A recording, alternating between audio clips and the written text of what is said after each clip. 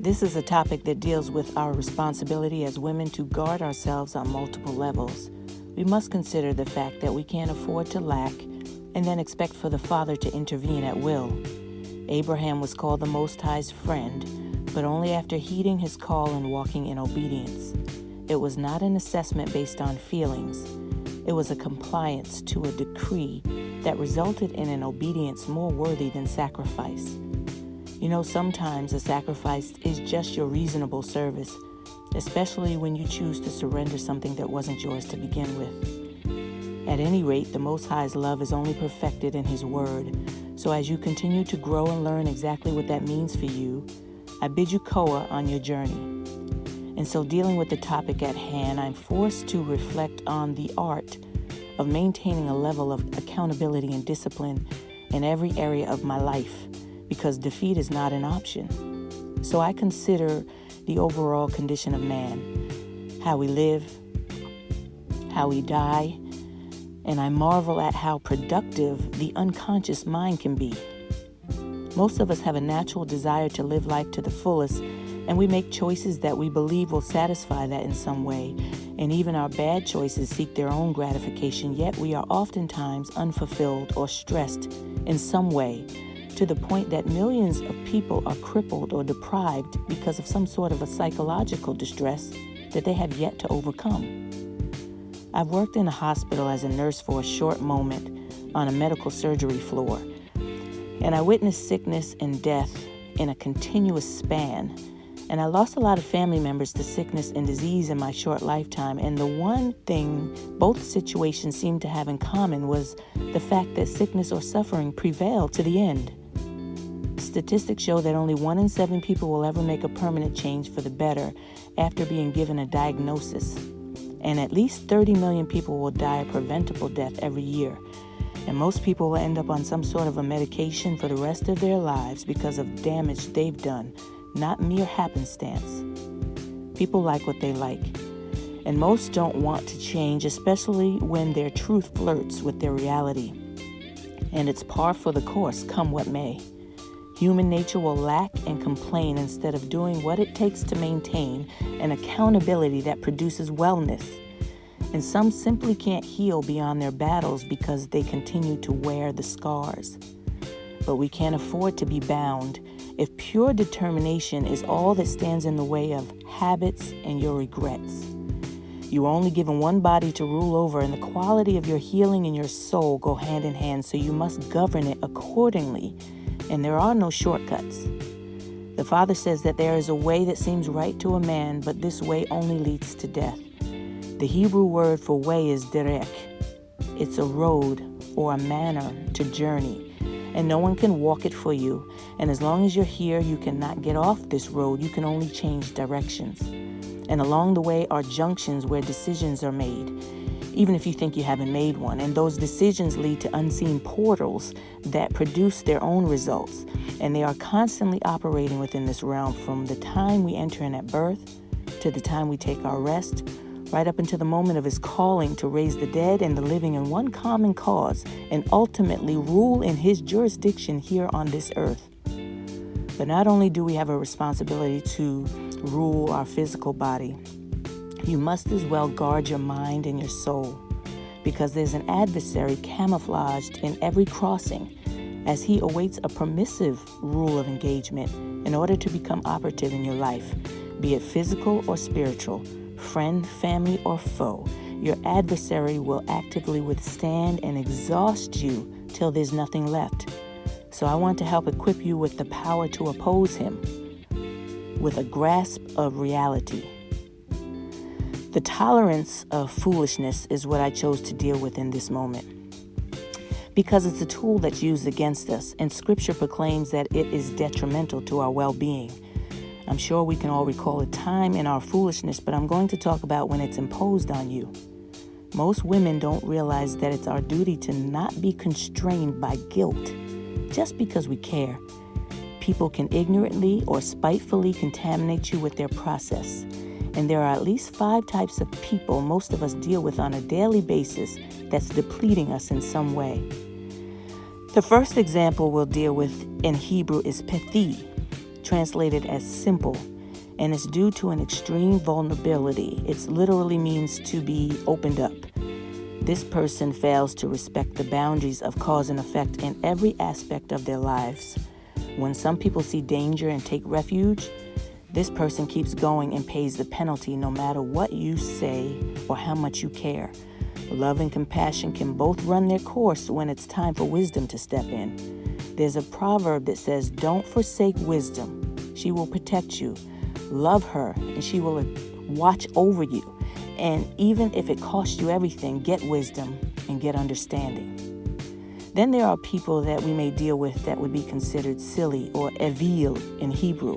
More accurately, it means to be perverse. Believe it or not, in Hebrew, this perverseness has to do with showing a deliberate or stubborn desire to behave in a way that's unreasonable. Scripture says that the mouth of this fool is near destruction. And when things go wrong, they become angry, producing more damage, and their wrath is heavy on those around them. Then there's the sensual fool. In Hebrew, the word is kasil.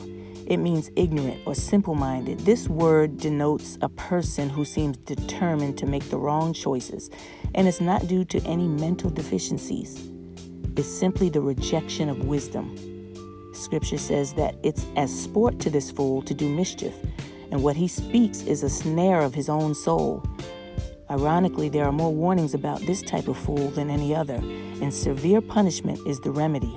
There's a proverb that says, "A whip for the horse, a bridle for the ass, and a rod for the back of this fool." And we have a scorning fool or lutz, in Hebrew meaning to make mouths at, thus the scoffer. This personality type not only rejects the truth, but also embraces what's abominable to the Most High and detests people and ideals that are contradictory to his thinking, and he expresses it through sneering attitudes and mocking speech. A scorner turns a deaf ear to rebuke. There's a proverb that says, "Anyone who attempts to lead the scorning fool away from his path of destruction will suffer." And last but not least is the steadfast fool. In Hebrew, the term is nabal, which means wicked and stupid, and it's also been translated as vile person. This fool is corrupt and totally rejects the Most High. In Psalms, this type of fool is self-confident and closed-minded.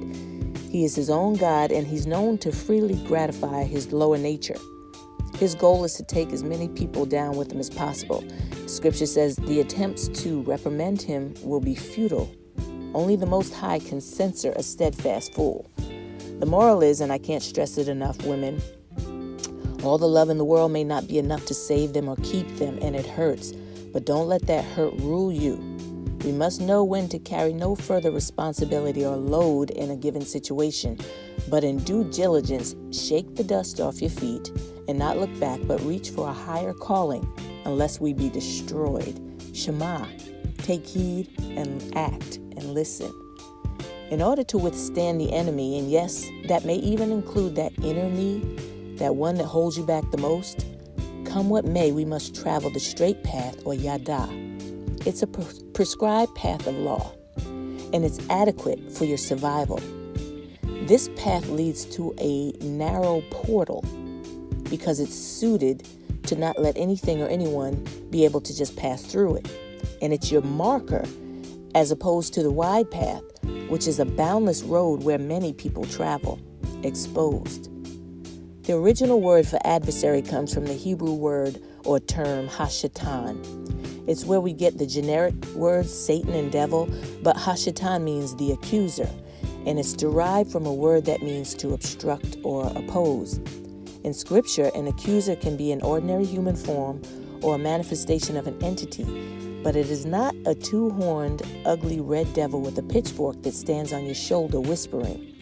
That's just a depiction of a deity from the eyes of doctrine and culture. Contrary to popular belief, the accuser, or Satan if you will, in ancient Hebrew mindset acts on the Most High's instructions. And although he exists, he is not an independent force with power like the Most High. He's an opportunist that runs on borrowed time, and he only whispers in your ear when you're already his.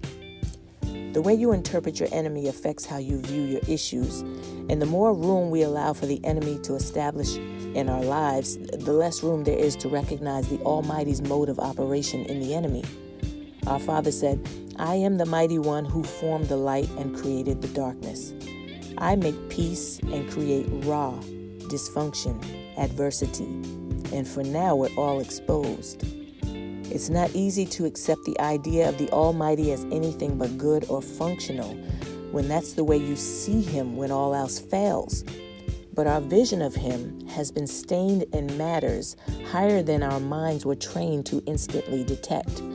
That's why wisdom must cry out and strive to a people for a value that was designed to divide and conquer. In the midst of a negligence that makes sinning easy and living hard. Listen, you cannot expect to be free and then cry, "Why me?" when there's a sacrifice or a burden that impedes you.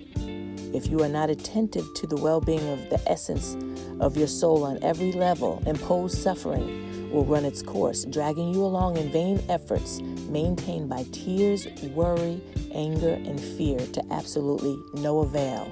And so I stand here, fists raised at the expense of my soundness, learning what it means to be guilt-free, while positioning me to become resilient to the consequences of not letting go, while thinking I could incubate an enabler.